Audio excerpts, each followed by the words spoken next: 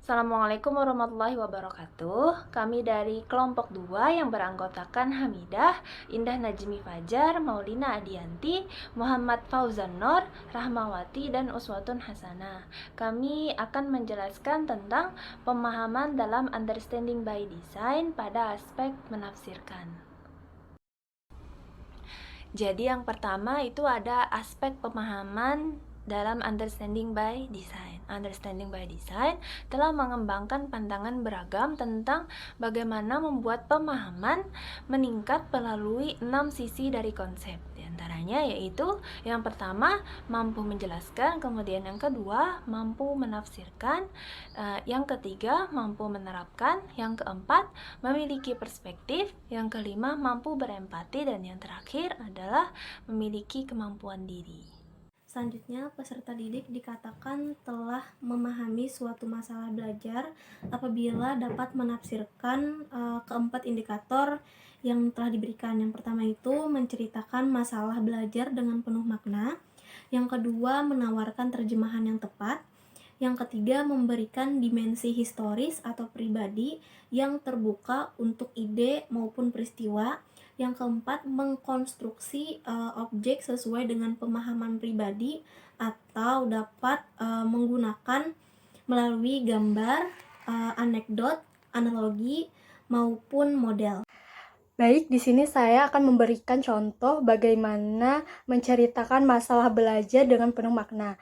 Misalnya yaitu ada peserta didik yang tidak fokus dalam mengikuti proses pembelajaran sehingga sulit memahami materi yang diberikan oleh guru tersebut.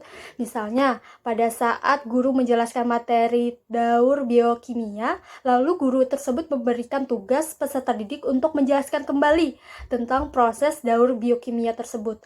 Namun, setelah diberikan jawaban, ada beberapa peserta didik yang nilainya di bawah rata-rata. Setelah ditanyakan kembali, ternyata peserta didik tersebut sulit dalam memahami materi dikarenakan tidak fokus. Baik, selanjutnya yaitu contoh yang kedua dalam hal menawarkan terjemahan yang tepat.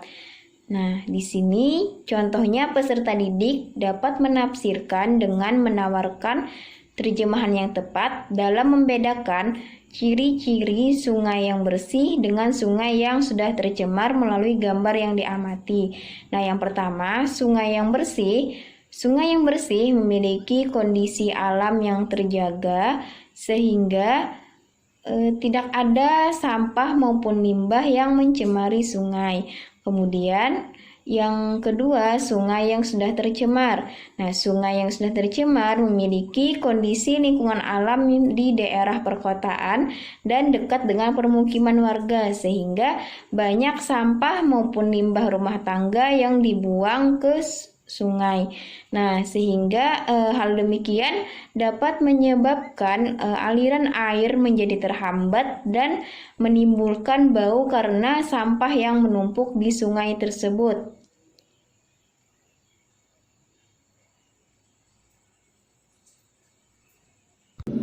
Memberikan dimensi historis atau pribadi yang terbuka untuk ide atau peristiwa.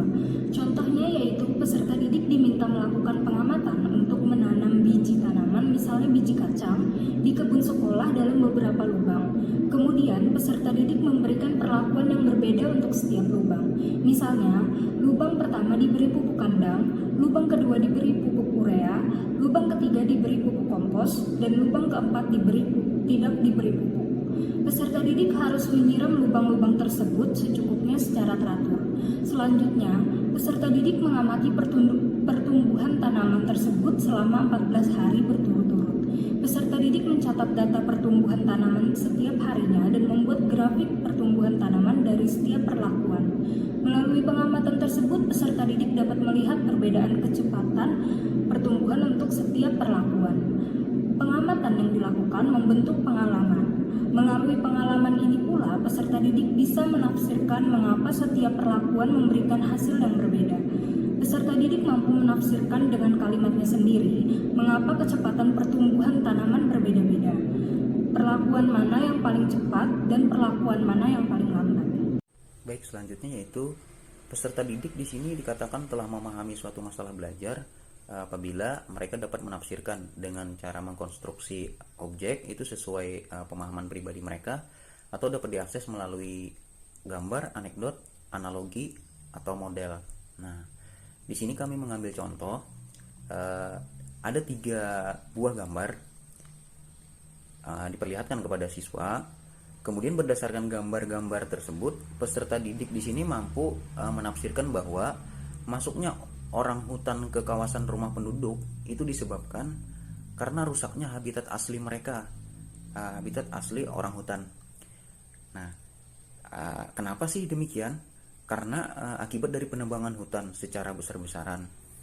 Peserta didik di sini juga memahami bahwa penebangan hutan itu adalah suatu bentuk tindakan manusia yang dapat merusak habitat asli mereka atau habitat asli makhluk hidup, yang nantinya itu akan berdampak pada kepunahan bagi keanekaragaman hayati yang ada di masa depan. Nah, sehingga sangat penting untuk menjaga kelestarian keanekaragaman hayati untuk kelangsungan hidup manusia.